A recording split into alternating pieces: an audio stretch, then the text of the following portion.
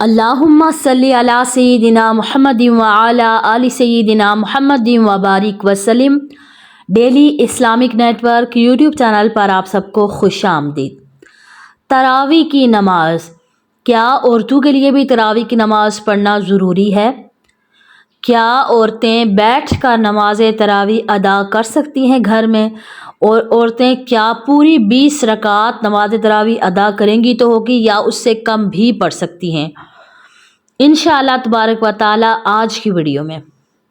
تو سب سے پہلے یہ جان لیں کہ نماز تراویح سنت موقدہ ہے جو کہ ہر مسلمان مرد عورت عاقل بالغ پر پڑھنا ضروری ہے۔ سنت موقدہ ایسی چیز کہ جس کو نبی کریم صلی اللہ علیہ وآلہ وسلم نے ادا کیا، پسند فرمایا، لیکن نبی کریم صلی اللہ علیہ وآلہ وسلم نے اس پر ہمیشگی اختیار نہیں فرمائی۔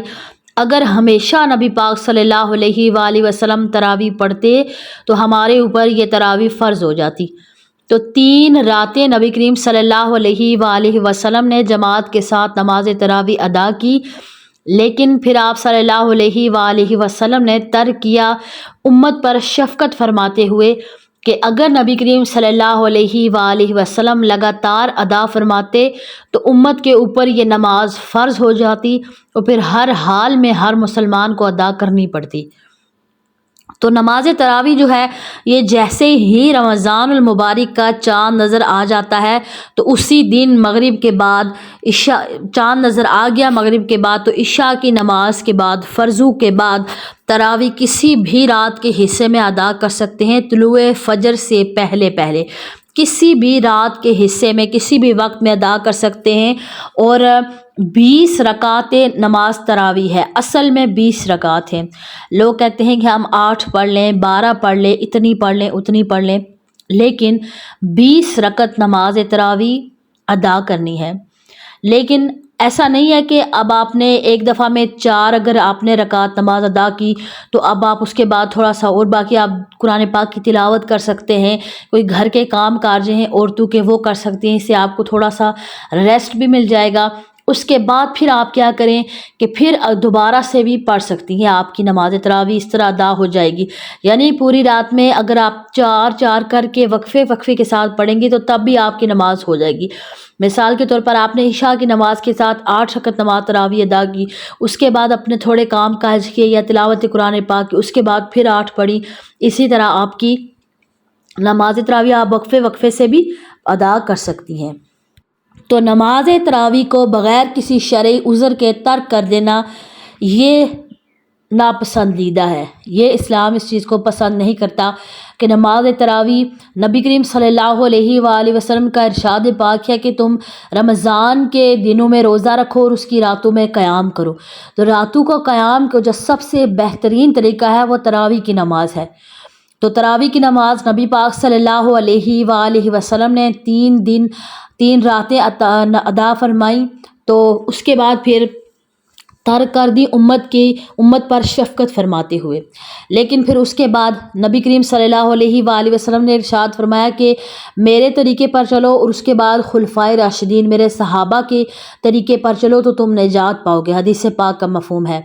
تو پھر اس کے بعد حضرت عمر کے دور میں حضرت عمر نے دیکھا، ایک مرتبہ مسجد میں گئے تو وہاں پر انہوں نے دیکھا کہ لوگ نماز ادا کر رہے ہیں، کچھ علیحدہ تنہا نماز ادا کر رہے ہیں، کچھ لوگ سارے اکٹھے مل کر نماز ادا کریں جماعت کے ساتھ۔ تو پھر انہوں نے فرمایا، حضرت عمر نے حضرت عبد الرحمن بن عوف سے فرمایا کہ کیسا ہے کہ اچھا ہو کہ میں ایک ہی امام کے پیچھے ان کو جمع کر دوں۔ پھر آپ نے حافظ قرآن قاری قرآن ابی بن کعب رضی اللہ تعالیٰ عنہ کو بلایا اور ان سے فرمایا کہ ان سب لوگوں کی جماعت کرواؤ۔ پھر ایک مرتبہ پھر حضرت عبد الرحمن بن عوف فرماتے ہیں کہ حضرت عمر نے جب آئے مسجد میں تشریف لائے تو دیکھا کہ ایک امام کے پیچھے سارے لوگ جمع ہیں، تو حضرت عمر بڑے خوش ہوئے اور آپ نے فرمایا کہ کیا ہی یہ ایک نئی چیز ہے، لیکن کتنا ہی اچھا عمل ہے کہ سارے لوگ ایک امام کے پیچھے جمع ہے۔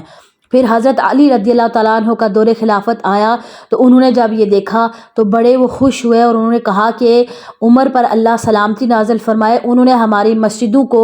رونق بخشی ہے۔ تو یہ تراویح 20 رکعت نماز تراویح جو ہے جماعت کے ساتھ حضرت عمر کے دور خلافت میں شروع ہوئی، تو یہ صحابہ کا طریق ہے، تو اس طریق پر ہمیں عمل کرنا چاہیے۔ تو 20 رکعت نماز تراویح حضرت عمر سے ثابت ہے۔ تو کیا کرنا ہے کہ روزانہ 20 رکعت نماز تراویح ادا کرنی ہے۔ اس کے بعد پھر کہ کیا بیٹھ کر نماز تراویح ادا کر سکتے ہیں؟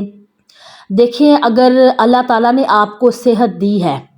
اگر آپ بالکل صحت مند ہیں، ٹھیک ہے، ذرا سا ہلکی سی تھکاوٹ ہے، کوئی اتنا بڑا ایشو نہیں ہے، تو دیکھیں کہ گھر کے کتنے کام کاج بھی آپ کرتی ہیں، خواتین خاص طور پر سارے معاملات گھر کے ہوتے ہیں، تو نماز تراویح کے لیے ذرا سے اگر آپ تھکاوٹ برداشت کر لیں گی، نبی پاک جب عبادت کرتے تو نبی پاک کے جو پاؤں ہیں اس میں ورم آ جاتا، سوجن آ جاتی، اتنا قیام فرماتے، اتنا لمبا قیام فرماتے۔ تو ہمیں تو اتنی تھکاوٹ ہوتی نہیں ہے، کہ اتنی تو ہم کرتے ہی نہیں ہے کہ ہمارے پاؤں میں سوجن آ جائے، اتنا تو ہم کبھی بھی قیام اتنا نبی پاک جیسا کر سکتے ہی نہیں کبھی بھی۔ تو اسی طرح کیا کرنا چاہیے کہ ہمیں ذرا سی اگر ہلکی سی تھکاوٹ ہے تو اس کو پیچھے چھوڑ کر اپنے نفس پر قابو پا کر ہمیں کیا کرنا چاہیے کہ قیام کرنا چاہیے اور کھڑے ہو کر نماز پڑھنی چاہیے اور شکر ادا کرنا چاہیے کہ اے اللہ، آپ نے مجھے صحت دی، آپ نے میرے ہاتھ پاؤں سلامت رکھے کہ میں آج اس قابل ہوں کہ کھڑے ہو کر اللہ کے حضور نماز ادا کر رہی ہوں۔ لیکن اگر جیسے عام روٹین میں بھی کوئی بندہ، خواتین جیسے بہت زیادہ واقعی میں بہت تکلیف ہے کہ عام روٹین میں بھی فرض نماز بھی وہ بیٹھ کر ادا کرتی ہیں، کرسی پر یا نیچے بیٹھ کر، یا بزرگ خواتین ہیں، بزرگ حضرات ہیں، وہ بیٹھ کر ادا کرتے ہیں یا کرسی پہ بیٹھ کر، تو پھر وہ بھی تراویح بیٹھ کر ادا کر سکتے ہیں، بیٹھ کر نماز تراویح ادا ہو جائے گی۔ لیکن پھر بھی اگر کسی انسان کو اتنی سستی ہو کہ وہ انسان اگر کھڑے ہو کر تراویح پڑھی تو اتنی زیادہ سستی ہے، افطاری میں کھانا وغیرہ زیادہ کھا لیا یا اس طرح، تو پھر وہ انسان پھر بیٹھ کر نماز تراویح پڑھنا جائز ہے، ہو جائے گی، لیکن ثواب آدھا ملے گا۔ تو اسی طرح خواتین گھر میں سستی کی وجہ سے اگر واقعی میں طبیعت اتنی زیادہ خراب ہے کہ آپ کے لیے کھڑا ہونا بہت مشکل ہے، آپ کی طبیعت جیسے حاملہ خواتین ہے، کھڑا ہونا بڑا مشکل ہے، طبیعت واقعی میں خراب ہے، تو پھر آپ کیا کر سکتے ہیں، بیٹھ کے نماز تراویح پڑھ سکتے ہیں۔ بیٹھ کر نماز تراویح ادا ہو جائے گی، لیکن اس کا ثواب آدھا ملے گا۔ پڑھنی تو آپ نے ہے، تو قیام میں تھوڑی دیر کے لیے کھڑا ہونا ہوتا ہے، پھر رکوع پھر سجدہ، تو آپ کو زیادہ ثواب ملے گا اور بیٹھ کر آپ کو ثواب کم ملے گا۔ لیکن اگر کچھ لوگ واقعی میں اتنے لیزی ہوں یا بہت زیادہ طبیعت خراب ہو یا تھکاوٹ بہت زیادہ ہو کہ آپ سے بمشکل آپ پڑھ رہی ہیں، تو پھر بیٹھ کر بہتر ہے کہ پھر آپ پڑھ لیں، بالکل چھوڑنے سے بہتر ہے کہ آپ نماز ادا کر لیں۔ تو رکعتیں کتنی ادا کریں؟ رکعتیں آپ نے کیا کرنا ہے کہ کوشش کریں پوری 20 آپ ادا کریں، اس سے کم ادا نہ کریں۔ تو یہ سنت عبادت ہے اور یہ صرف رمضان المبارک میں ہے۔ دیکھیے کہ رمضان المبارک کا جیسے ہی چاند گزر گیا تو یہ تراویح بھی ہم سے چھن جائے گی۔ تو اس رات میں سب سے بہترین جو قیام ہے، سب سے بہترین افضل نماز ہے، وہ نماز تراویح ہے، اور یہ صرف رمضان کی رونق ہے۔ جیسے ہی رمضان کا مہینہ ختم ہوگا، ہم سے روزہ اور یہ جو تراویح کی نماز ہے، اس کا ثواب ہم سے چھن جائے گا، صرف ہمیں ثواب اس کا کم ملے گا۔ تراویح صرف رمضان میں ہے اور فرض روزہ صرف رمضان میں ہے، اس کے بعد ساری عبادتیں نفلی عبادتیں ہیں۔ تو کوشش کی جائے کہ اس مبارک مہینے میں، رمضان المبارک میں، ایک تراویح بھی ہماری مس نہ ہو۔ تو خواتین زیادہ تر خواتین، پچھلی ویڈیو پہ ایک کمنٹ آیا تھا، ایک اسلامی بہن نے کمنٹ کیا کہ ہم سارا دن کچن میں کام کرتی رہتی ہیں اور ہمیں گھر والوں کی طرف سے طرح طرح کی ڈشز کی فرمائش آتی ہے، تو ہم وہ پہلے دن پورا ہمارا بنانے میں گزر جاتا ہے، پھر جب افطار کرو ہم اتنے زیادہ تھک جاتے ہیں کہ فرض نماز بمشکل پڑھتے ہیں، پھر کچن سمیٹنا ہمیں پتہ ہوتا ہے کہ صبح سحری بھی ہم نے بنانی ہے، پھر وہ برتن دھونا سارے، تو وہ سارے کام کرتے کرتے ہمیں اتنا ٹائم ہی نہیں ملتا کہ ہم عبادت کر سکیں۔ تو دیکھیں کہ یہ گھر والوں کو تھوڑا سوچنا چاہیے کہ خواتین پر اتنا زیادہ بوجھ نہ ڈالیں کہ وہ اپنی عبادت کو بھی ٹائم نہ دے سکیں۔ ان کو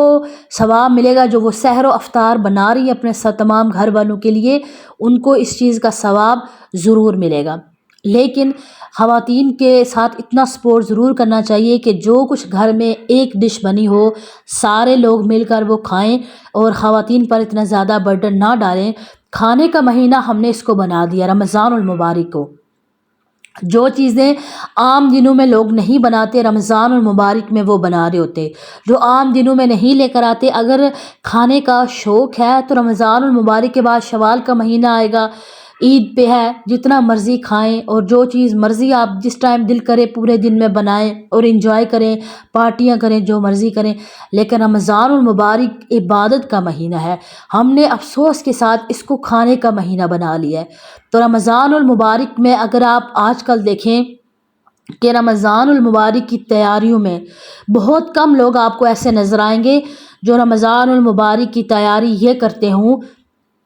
کہ اپنے آپ کو عبادت کے لیے، روزے کے لیے تیار کرے، اور جنہوں نے قرآن پاک ابھی سے پڑھنا سٹارٹ کر دیا ہوگا، جنہوں نے ابھی سے نوافل شروع کر دیے ہوں گے، ابھی سے روزے رکھنا سٹارٹ کر دیے ہوں گے، اور ابھی سے اچھی اچھی نیتیں کرنا شروع کر دی ہوں گی، ابھی سے ہی اپنا سارا تسبیحات وغیرہ اپنے ہاتھ میں پکڑ لی ہوں گی کہ اب رمضان المبارک آ رہا ہے، کمر کس لیں عبادت کرنے کے لیے۔ لیکن جب آپ جیسے ہی رمضان المبارک کی تیاریوں کو آپ مد نظر رکھیں گے، آپ کو یہی نظر آئے گا،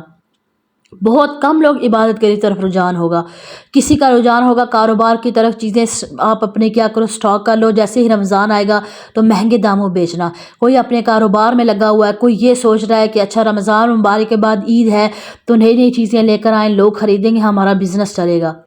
یعنی ہم مسلمانوں نے رمضان المبارک کو عبادت کے علاوہ ہر چیز کا ہم نے اس کو بنا لیا، کھانے کا مہینہ بنا لیا، افطار پارٹی، سحر پارٹی کا مہینہ بنا لیا ہے، اس کو کاروبار کرنے کا مہینہ بنا رہی ہے۔ لیکن جو اصل مقصد تھا اس کا وہ ہم سے چھن چکا ہے، اور خاص طور پر ہماری نوجوان نسل کو تباہ کیا جا رہا ہے۔ جو عام دنوں میں ٹی وی پر نہیں دکھایا جاتا وہ رمضان میں دکھایا جاتا ہے۔ کس وجہ سے؟ اور یا تو